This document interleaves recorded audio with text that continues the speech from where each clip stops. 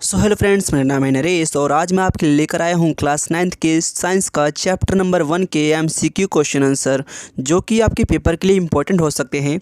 तो चलिए ज़्यादा समय लगाते हुए एमसीक्यू क्वेश्चन आंसर करते हैं स्टार्ट। ठीक है, तो पहला क्वेश्चन है कि पदार्थ क्या है। ठीक है, ऑप्शन देखेंगे। वस्तु जिसका द्रव्यमान यानी कि मास हो, वस्तु जिसका आयतन यानी कि वॉल्यूम हो, वस्तु जिसमें द्रव्यमान और आयतन दोनों हो, वस्तु जिसमें द्रव्यमान, आयतन तथा जो जगह भी घेरती हो। ठीक है, तो जल्दी से इसका आंसर बताएंगे कमेंट बॉक्स में। तो चलिए इसका आंसर आपको बता देते हैं और इसका राइट आंसर हो जाएगा ऑप्शन नंबर डी, यानी कि वस्तु जिसमें द्रव्यमान हो, आयतन हो और जगह भी घेरती हो। ठीक है, देखिए पदार्थ की डेफिनेशन क्या होगी। तो वो सभी चीज़ें पदार्थ हैं जो जिनका द्रव्यमान हो, आयतन हो और वो जगह घेरती हों। ठीक है, जैसे मैंने आपको बता दूं तो रेत का एक कण यानी कि छोटे से छोटी चीज़ भी एक पदार्थ है जो आयतन, जो जगह घेरती है, जिसका आयतन है और जिसका द्रव्यमान है। चलिए क्वेश्चन नंबर हम सेकंड की तरफ बढ़ते हैं। क्वेश्चन नंबर सेकंड में देखिए, पदार्थ बना होता है। ठीक है, किससे बना होता है पदार्थ? ऑप्शन देखेंगे। कोशिका से, अणुओं से, कणों से और गैसों से। तो इसका राइट आंसर आप बताइए जल्दी से कमेंट बॉक्स में। तो इसका राइट आंसर हो जाएगा पदार्थ बना होता है कणों से। किससे बना होता है? कणों से। ठीक है, चलिए अगले क्वेश्चन की ओर बढ़ते हैं। क्वेश्चन नंबर हम 3 की बात करेंगे। तो नमक, चीनी और पोटेशियम परमैंगनेट के कण समान रूप से पानी में वितरित हो जाते हैं, इसका कारण बताएंगे। ठीक है, कैसे? देखिए, जब भी आप पानी के अंदर नमक डालेंगे या शुगर यानी कि चीनी डालेंगे या पोटेशियम परमैंगनेट डालेंगे तो ये पानी में डिज़ोल्व हो जाते हैं, इक्वली डिस्ट्रीब्यूट हो जाते हैं। कैसे? तो क्या वजह होती है? तो देखिए ऑप्शन देखेंगे। कणों के बीच रिक्त स्थान होने से, कणों के बीच रिक्त स्थान का ना होने से, कणों का बड़ा आकार होने से, इनमें से कोई नहीं। तो जाहिर सी बात है इसमें ऑप्शन नंबर आएगा पहला, यानी कणों के बीच रिक्त स्थान होने से। देखिए जितने भी पदार्थ हैं सभी के कणों के बीच में क्या होते हैं? खाली स्थान यानी कि स्पेस होते हैं। और पानी में भी स्पेस होता है। ठीक है, खाली स्थान यानी रिक्त स्थान होता है, जिसकी वजह से जब हम नमक डालते हैं, चीनी डालते हैं या फिर हम पोटेशियम परमैंगनेट की बात करें, परमैंगनेट, तो इसको हम जब पानी में डालेंगे तो पानी में क्या होगा? ये डिज़ोल्व हो जाएगा यानी कि घुल जाएगा। ठीक है, और इक्वली डिस्ट्रीब्यूट हो जाता है पानी के अंदर। ठीक है, चलिए अब क्वेश्चन नंबर हम 4 की बात करेंगे। वायु की गति में वृद्धि पर वाष्पीकरण कैसा होगा? ठीक है, वायु की अगर वृद्धि हो जाए, ठीक है, तो वायु की वृद्धि में वाष्पीकरण कैसा होगा? यानी कि जल्दी होगा, कम होगा, ठीक है, सामान्य होगा या कम और सामान्य दोनों? ठीक है, तो जल्दी बताइए इसका राइट आंसर क्या हो जाएगा। तो आपको पता है जब भी तेज़ हवा चलेगी, ठीक है, तो वाष्पीकरण बढ़ जाएगा यानी कि इवेपोरेशन बढ़ जाएगा। ठीक है, तेज़ हवाओं के अंदर। तो इसका राइट आंसर क्या हो जाएगा? ज़्यादा। क्या हो जाएगा? ज़्यादा। ठीक है, समझ आ गया हो, क्योंकि जितने भी हम कपड़े भी हम बाहर इसलिए डालते हैं ताकि वहाँ पे हवा चले, और हवा चलने से क्या हो, जल्दी जल्दी जो कपड़े हैं इवेपोरेशन के कारण क्या हो जाए? सूख जाए जल्दी जल्दी। ठीक है, चलिए अब क्वेश्चन नंबर हम बढ़ते हैं 5 की तरफ, यानी कि दे रखा है गर्मियों में हम किस तरह के कपड़े पहनने चाहिए। तो हमें गर्मियों में कैसे कपड़े पहनने चाहिए? ऑप्शन देखिए। सूती, गर्म, सिल्क या ए और सी दोनों। तो इसका जस्ट छोटा सा आंसर क्या होगा? राइट आंसर कि सूती कपड़े। ठीक है, और देखिए सूती कपड़े पहनने के कुछ साइंटिफिक रीज़न ये हैं कि सूती कपड़ा जो होता है, देखिए पहली चीज़ स्वेटिंग को ये क्या करता है? ऑब्जर्व कर लेता है। ठीक है, स्वेटिंग यानी कि पसीने को ऑब्जर्व करता है सूती कपड़ा। इसी के साथ सूती कपड़े क्या होते हैं कि देखिए जो हवा चलती है गर्मियों के अंदर, तो हवा को पास होने देता है। सूती कपड़े से हवा मतलब आर पार पास कर पाती है। ठीक है, तो ये भी रीज़न है कि हमें गर्मियों में कैसे कपड़े पहनने चाहिए? सूती कपड़े। ठीक है, अच्छा एक चीज़ और पूछ रहा हूँ, बेसिक सा क्वेश्चन आपसे पूछ रहे हैं यहाँ पर कि किस रंग को प्रेफर करना चाहिए गर्मियों के अंदर, किस रंग के कपड़े में पहनने चाहिए? तो देखिए इसमें आएगा कि आप ज़्यादातर वाइट कपड़े ही गर्मियों में कोशिश करिए पहनने की, क्योंकि जो ब्लैक होता है या येलो या फिर हम रेड की बात करें तो ये सबसे ज़्यादा हीट को ऑब्ज़र्व करते हैं, यानी कि सनलाइट को ऑब्ज़र्व करेंगे। तो यानी कि हमें कैसे कपड़े पहनने चाहिए गर्मियों में? तो वाइट कलर हम कह सकते हैं, हल्के कपड़े पहनने चाहिए, हल्के कलर के कपड़े पहनने चाहिए। ठीक है, चलिए क्वेश्चन नंबर 6 की तरफ बढ़ेंगे। क्वेश्चन नंबर 6 क्या कह रहा है? सतह क्षेत्र बढ़ने पर वाष्पीकरण कैसा होगा? यानी कि सरफेस एरिया जब बढ़ जाए तो वाष्पीकरण कैसा होगा? ठीक है, कम होगा, ज़्यादा होगा, सामान्य होगा या कम व ज़्यादा? तो इसका ऑप्शन आंसर तो आपने देख ही लिया, ज़्यादा। बट ये समझ लीजिए कि वाष्पीकरण और सरफेस एरिया में मतलब क्या रिलेशन है। ठीक है, आप एग्ज़ाम्पल समझिए कि सतह अगर बढ़ जाए ठीक है, सतह का क्षेत्रफल अगर बढ़ जाए तो इवेपोरेशन बढ़ेगा कैसे, या ये वाष्पीकरण कैसे बढ़ जाएगा। ठीक है, तो मैं एग्जांपल के थ्रू आपको समझाता हूँ। ठीक है, मान लीजिए 2 मग है 1-1 लीटर का, और दोनों में क्या है 1 लीटर पानी भरा पड़ा है दोनों में। ठीक है, और आपने छत पे क्या करना है, दोनों को सुखाना है कैसे भी। आपने क्या किया, 1 मग को आपने नॉर्मल वैसे ही रख दिया। ठीक है, और दूसरे मग का पानी आपने क्या किया, छत पर पूरा बिखेर दिया, यानी कि सतह का क्षेत्रफल यहाँ बढ़ गया 1 मग के लिए। ठीक है, तो आप बताइए कौन सा जल्दी सूखेगा, जिसका सरफेस एरिया बढ़ चुका है, यानी कि 1 मग को आपने क्या किया, पूरे छत पर फैला दिया पानी को, वो जल्दी सूखेगा। क्यों? क्योंकि सरफेस एरिया बढ़ चुका है। तो यहाँ पे ये पूछा है कि सतह क्षेत्र बढ़ने पर वाष्पीकरण कैसा होगा, तो भाई बिल्कुल ज़्यादा हो जाएगा, यानी कि वाष्पीकरण ज़्यादा होगा, यानी कि जल्दी सूखेगा। ठीक है, चलिए अगले क्वेश्चन की ओर बढ़ते हैं। क्वेश्चन नंबर 7 की बात करेंगे।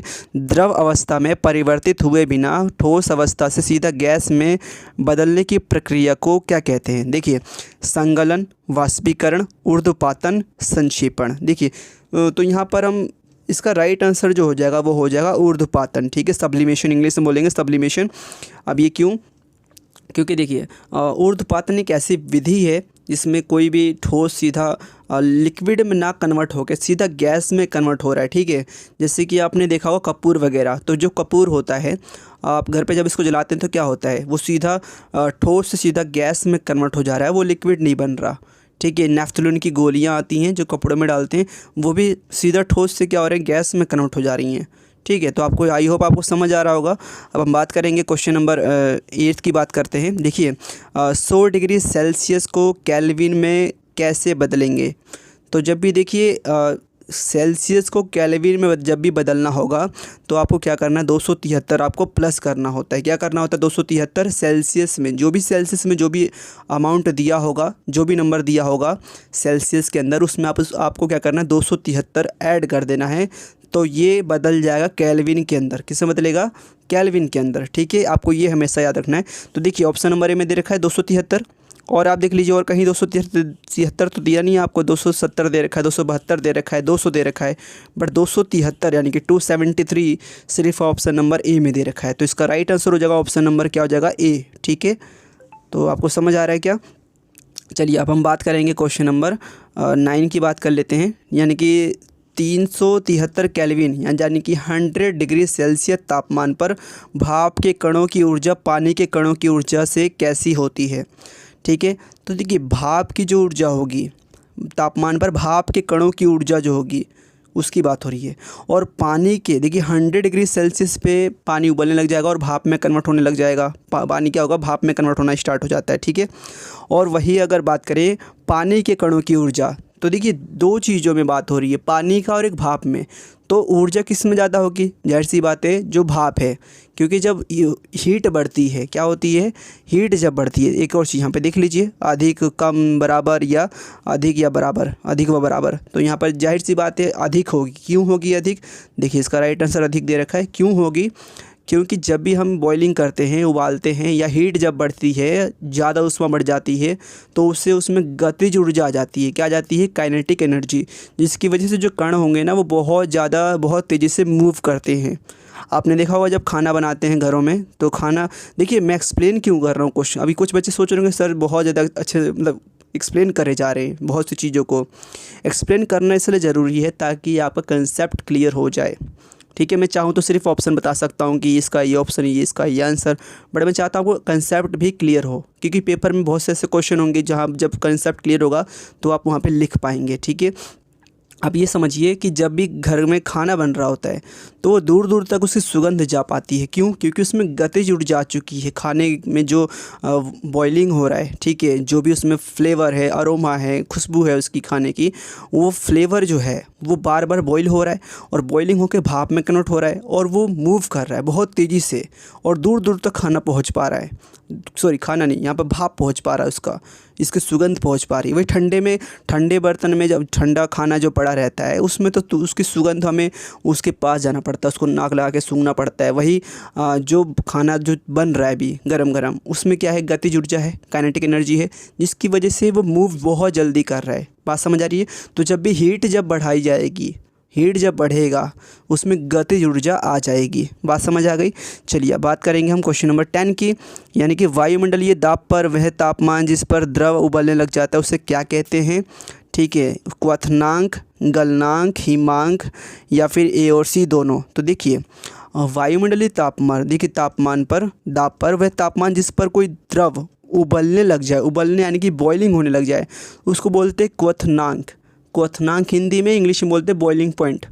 ये वो पॉइंट है जिस पर कोई वस्तु उबलने लग जाएगा। जैसे कि पानी का बॉइलिंग पॉइंट क्या होता है, तो 100 डिग्री सेल्सियस। इस पर क्या होता है, कोई भी पानी उबलने लग जाता है तो उसका बॉइलिंग पॉइंट, पानी का बॉइलिंग पॉइंट क्या है, तो 100 डिग्री सेल्सियस, यानी कि उसका क्वथनांक बोला गया है। तो इसका राइट आंसर हो जाएगा क्वथनांक। क्या हो जाएगा, क्वथनांक। ठीक है, चलिए आई होप आपको समझ आ रहा होगा। अब बात करेंगे हम क्वेश्चन नंबर 11 की। तो ठोस के गलने की प्रक्रिया में तापमान कैसा रहता है। जब भी कोई ठोस गलेगा, गलना मतलब मेल्ट हो रहा है, ठीक है, तो बिल्कुल समान, असमान, कम या ज़्यादा। तो इसका राइट आंसर हो जाएगा ऑप्शन नंबर ए, यानी कि समान। क्या हो जाएगा, समान। चलिए समझ आ रहा है।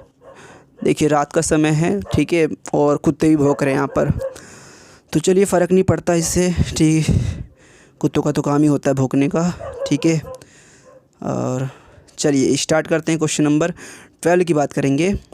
किसी तरह की वृद्धि दर्शाए बिना ऊष्मीय ऊर्जा को बर्फ़ अवशोषित कर लेती है, उस ऊष्मा को क्या कहते हैं। ठीक है, देखिए किसी तरह की, एक मिनट माफ़ करिएगा, थोड़ी देर हम वेट कर लेते हैं। ठीक है, ये कुत्ते चले जाएं बस। हम बात करेंगे क्वेश्चन नंबर 12 की। किसी तरह की वृद्धि दर्शाए बिना ऊष्मीय ऊर्जा को बर्फ़ अवशोषित कर लेती है, उस ऊष्मा को क्या कहते हैं। देखिए आप एक्चुअली क्या होता है कि जब भी जो बर्फ़ है, बर्फ़ जब भी गलता है, मेल्ट होता है, तो वो उसको हीट को अब्जॉर्व करता है, उसके बाद ही वो मेल्ट हो पाता है।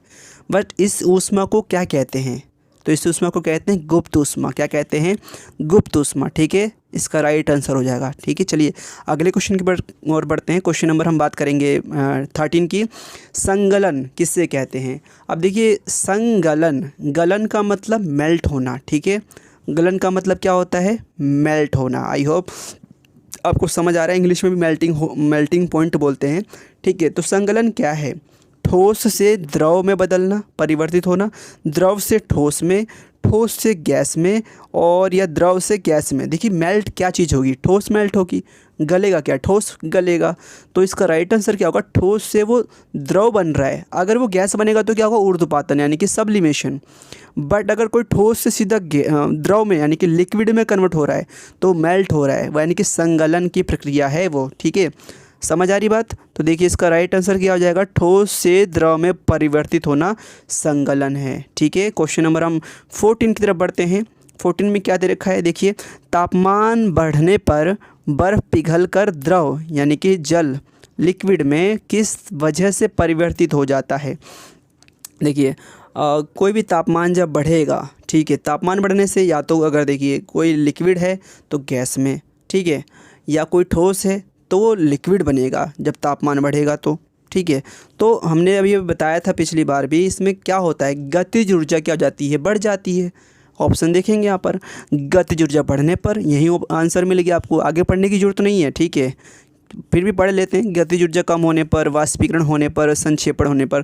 तो इसका राइट आंसर क्या हो जाएगा, गतिज ऊर्जा बढ़ने पर। ठीक है, देखिए इसका राइट आंसर क्या है, गतिज ऊर्जा। जब भी गतिज ऊर्जा बढ़ेगी तो कोई ठोस मेल्ट होगा, पिघलेगा। ठीक है, या फिर हम कहें कि लिक्विड गैस में कन्वर्ट होगी, गतिज ऊर्जा क्या हो जाएगी, यहाँ पर बढ़ जाएगी, यानी कि काइनेटिक एनर्जी, गतिज ऊर्जा का मतलब इंग्लिश में।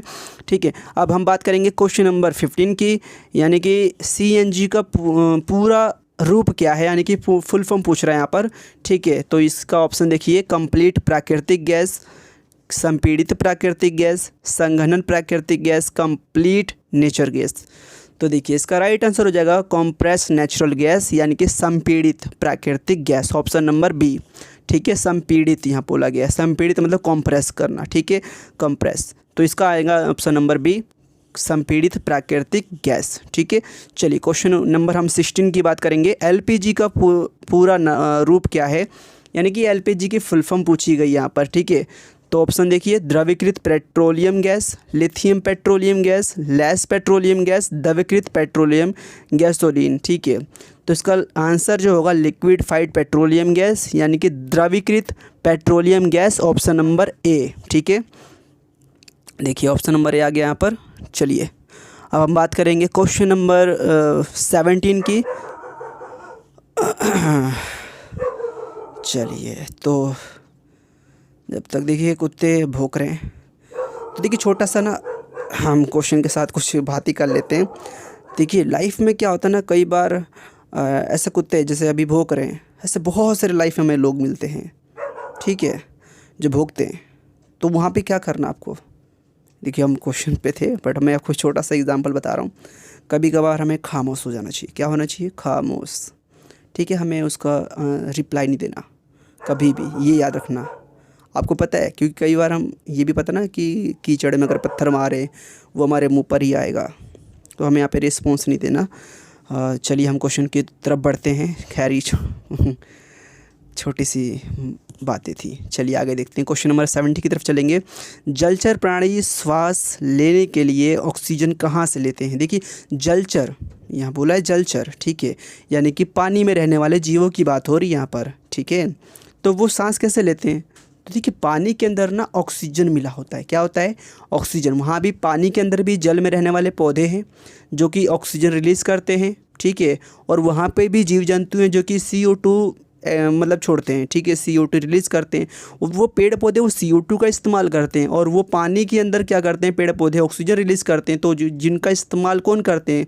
वो जीव जो कि पानी में रहने वाले जीव हैं उनका इस्तेमाल करते हैं। तो ऑप्शन देखेंगे, जल में घुली ऑक्सीजन, वायु की ऑक्सीजन, ये और भी दोनों पौधे से। तो देखिए इसका राइट आंसर होगा जल में घुली हुई ऑक्सीजन, जो कि पानी के अंदर जल में घुली जो ऑक्सीजन है उसका इस्तेमाल करते हैं जल में रहने वाले जीव, ठीक है। अब बात करेंगे क्वेश्चन नंबर, देखिए ऑप्शन दे रखा है यहाँ पर ए, ठीक है, जल में घुली ऑक्सीजन। क्वेश्चन नंबर हम बात करेंगे 18 की। पदार्थ के कणों के बीच डैश होता है। क्या होता है? देखिए आयतन होता है, गति होती है, स्थितिज ऊर्जा होती है। देखो पदार्थ के कणों की बात हो रही, कंफ्यूज नहीं मत होना आप, ठीक है। कई बार आप सोचे गति ऊर्जा लिख दूँ, तो देखिए ऑप्शन इसका फोर्थ कहाँ गया? फोर्थ देखेंगे, रिक्तस्थान, ठीक है। तो देखिए पदार्थ के कणों के बीच अभी हमने पढ़ा था ऊपर, ठीक है, कि पदार्थ के कणों के बीच में क्या होता है? रिक्तस्थान होता है। क्या होता है? रिक्तस्थान, स्पेस होता है, ठीक है। तो इसका राइट आंसर क्या हो जाएगा? स्पेस, यानी कि रिक्तस्थान, ठीक है। चलिए क्वेश्चन नंबर हम बात करेंगे 19 की, ठीक है। तो देखिए पदार्थ के कारण एक दूसरे को, भाई यहाँ पर थोड़ी सी मिस्टेक हो गई है, ठीक है, यहाँ पर आएगा पदार्थ के कण आएगा, ठीक है। तो चलिए समझ गए आप, पदार्थ के कण एक दूसरे को क्या करते हैं? आकर्षित करते हैं, प्रतिकर्षित करते हैं, ऊपर के दोनों या कोई भी नहीं। तो पदार्थ के जो कण होते हैं ना एक दूसरे को अट्रैक्ट करते हैं। क्या करते हैं? अट्रैक्ट करते हैं, आकर्षित करते हैं, ठीक है। प्रतिकर्षित मतलब डिस्ट्रैक्ट, यहाँ पर एक दूसरे को दूर दूर भेजना, और वही आकर्षण मतलब एक दूसरे को खींचना एक तरफ, ठीक है, आपस में खिंचाव, तो आकर्षण करते हैं, ठीक है। चलिए अगले की तरफ बढ़ते हैं। क्वेश्चन नंबर हम बात करेंगे, इसका आंसर देखिए आकर्षित करते हैं। क्वेश्चन नंबर 20 की बात करेंगे। पदार्थ की अवस्थाएं कितनी होती हैं? तो देखिए आपने चैप्टर जब पढ़ा तो आपको पता होगा पदार्थ की 3 अवस्थाएं होती हैं, ठोस, द्रव और गैस। 3 अवस्था कौन कौन सी? ठोस, द्रव और गैस। देखिए दे रखा है 3 अवस्था। चलिए क्वेश्चन नंबर हम 21 की तरफ बढ़ते हैं। भार या आयतन बराबर में क्या होता है? तो देखिए जो भार होगा किसी भी वस्तु का, मैं एग्जाम्पल लेके चलता हूँ। एक लकड़ी का मान लो छोटा सा टुकड़ा है, क्यूब मान लो, क्यूब है छोटा सा लकड़ी का और एक लोहे का, ठीक है। तो मतलब डेंसिटी किसकी ज़्यादा है? कण, उनके कणों की बात करें तो कौन कौन से कण पास होंगे? लोहे में, जाहिर सी बात है। तो डेंसिटी इज़ इक्वल टू किसके? उसके भार के। तो भार यानी घनत्व, डेंसिटी क्योंकि हिंदी बोलते हैं घनत्व, तो भार या आयतन बराबर क्या होता है? घनत्व होता है। क्या होता है? घनत्व, डेंसिटी, ठीक है। क्वेश्चन नंबर 21 हो गया। चलिए अगले क्वेश्चन की ओर बढ़ते हैं। गैस का घनत्व डैश होता है। तो देखिए घनत्व क्या होता है? ज़्यादा होता है, कम होता है, ना ज़्यादा ना कम, इनमें से कोई नहीं। तो देखिए सबसे ज़्यादा घनत्व डेंसिटी होता है ठोस के अंदर, उसके बाद होता है लिक्विड के अंदर, उसके बाद होता है गैस। यानी सबसे कम किस में होता है डेंस मतलब घनत्व सबसे कम किस में होता है, तो गैस में होता है। तो इसका राइट आंसर क्या हो जाएगा, देखिए कम होता है। क्या होता है, कम। गैस में क्या होता है, कम होता है। सबसे देखिए गैस का घनत्व कम होता है, ठीक है। चलिए अगले क्वेश्चन की ओर बढ़ते हैं। क्वेश्चन नंबर 23 की बात करेंगे। संपीड़ित प्राकृतिक गैस यानी कि सीएनजी एक डैश ईंधन है। क्या है भाई, देखिए हम अगर लकड़ी की बात करें और सीएनजी की बात करें तो इनमें से दोनों किफ़ायती कौन है हमारे पर्यावरण के लिए, हमारी प्राकृतिक चीज़ों के लिए, ठीक है, अच्छे कौन है? तो भैया सीएनजी है, क्योंकि ये कम प्रदूषण करता है, ठीक है, धुआं कम निकलेगा इसमें। तो इसका राइट आंसर हो जाएगा, देखिए स्वच्छ ईंधन है। क्या है ये, स्वच्छ ईंधन है। ऑप्शन देख लीजिए, चार ऑप्शन कि स्वच्छ ईंधन है, रॉकेट ईंधन, सीएफसी, क्लोरोफ्लोरोकार्बन या कोई ईंधन नहीं है। तो इसका राइट आंसर हो जाएगा स्वच्छ ईंधन। क्या हो जाएगा, स्वच्छ ईंधन। चलिए क्वेश्चन नंबर हम बात करेंगे 24 की। तो देखिए पदार्थ की अवस्था को प्रभावित करने वाले कारक हैं तापमान, दाब, दोनों ए और बी, आर्द्रता। तो देखिए पदार्थ की अवस्था, ठीक है, किस पे डिपेंड करती है? या तो प्रेशर के द्वारा, देखिए मान लीजिए मुझे किसी भी अवस्था को कन्वर्ट करना है तो या तो उस पर प्रेशर डालो या तो तापमान में बदलाव कर दो। तो इसका राइट आंसर जो हो जाएगा ना वो दोनों हो जाएगा, ए और बी दोनों, ठीक है। आप दाब के द्वारा भी अवस्था को बदल सकते हैं और तापमान के द्वारा भी। तो इसका राइट आंसर हो जाएगा ए और बी, सॉरी क्या है, ए और बी दोनों आएगा, ठीक है। ए और हाँ ये देखा ना, दोनों ए और बी, ठीक है। Right option option number C हो जाएगा इसका, ए और बी दोनों, ठीक है। चलिए क्वेश्चन नंबर हम बात करेंगे 25 की। निम्न में से बढ़ती हुई कठोरता के लिए कौन सा सही क्रम है? बोला है बढ़ती हुई कठोरता। कठोरता क्या हो रही, बढ़ रही है। पहले कम, फिर उससे ज़्यादा, फिर सबसे ज़्यादा, ठीक है। तो पहले कम की अगर बात करें तो सबसे, देखिए ऑप्शन देखिए, ऑप्शन आप ढूंढिए, सबसे कम कठोर कौन होता है? गैस होता है, फिर होता है लिक्विड यानी कि द्रव, और फिर होता है ठोस, जो कि हमारा ऑप्शन नंबर डी है। तो इसका राइट आंसर हो जाएगा ऑप्शन नंबर डी होना चाहिए। थोड़ी सी गड़बड़ हो गई है, ठीक है। तो डी आएगा इसका राइट आंसर। पहले आप देखिए गैस है यहाँ पर, देखिए ये डी, ये समझिए, उसको छोड़ दीजिए। गैस दे रखा है यहाँ पर, गैस, द्रव और ठोस, ठीक है। गैस, द्रव और ठोस, ये राइट इसका आंसर होगा, क्योंकि बढ़ती हुई पूछा गया, ठीक है। हम बात करेंगे क्वेश्चन नंबर 26 की बात करेंगे। इस विश्व में प्रत्येक वस्तु किस सामग्री से बनी है? बहुत आसान सा क्वेश्चन है। देखिए इसका राइट आंसर होगा पदार्थ से बनी है। किससे बनी है? पदार्थ से। आप जितने भी चीज़ें अपने आसपास देख रहे हैं वो सभी चीज़ें किससे मिलके बनी होती हैं? पदार्थ से मिलके बनी है, ठीक है। चलिए क्वेश्चन नंबर हम बात करेंगे 27 की। पदार्थ के कण निरंतर गतिशील होते हैं, इनमें कौन सी ऊर्जा होती है? देखिए पदार्थ के कण जो होते हैं निरंतर गतिशील, बिल्कुल कौन सी ऊर्जा होती है? तो गतिज ऊर्जा, काइनेटिक एनर्जी। अभी तक आप यही पढ़ते आ रहे हैं कि पदार्थ के कणों के बीच, पदार्थ के कणों में क्या होती है, कौन सी ऊर्जा होती है? तो गतिज ऊर्जा, काइनेटिक एनर्जी, ठीक है। चलिए अब क्वेश्चन नंबर हम बढ़ेंगे। क्वेश्चन नंबर 28 कहाँ गया भाई, कहाँ गया? ओहो गायब हो गया। चलिए तो आज के लिए इतना ही, ठीक है। तो जानता हूँ मुझे बहुत अच्छा लगा कि इतने समय बाद आपके लिए वीडियो लेकर आ पा रहा हूँ। और हाँ मुझे ये भी दुख है कि देखिए कहीं ना कहीं बीएड कहीं ना कहीं मेरे लिए कुछ प्रॉब्लम हो जाती है लाइफ में। बहुत सारी चीज़ें हैं जिनको देखकर चलना पड़ रहा है, ठीक है। एक तो है कि टाइमिंग का इशू इतना चल रहा है, बट बीएड ख़त्म होते ही मैं और हम मिलकर, ठीक है, काफ़ी बेहतर करना है, मुझे पता है। क्योंकि मैं चाहूँ तो जॉब भी कर सकता हूँ, बट मेरा मन है कि मैं आपके लिए कार्य करूँ। क्योंकि मुझे जो काम अच्छा लग रहा है वो यही है कि जो आपका प्यार मुझे मिल रहा है, ये बहुत ही मुझे अच्छा लग रहा है कि आप इतना सपोर्ट कर रहे हैं, ठीक है।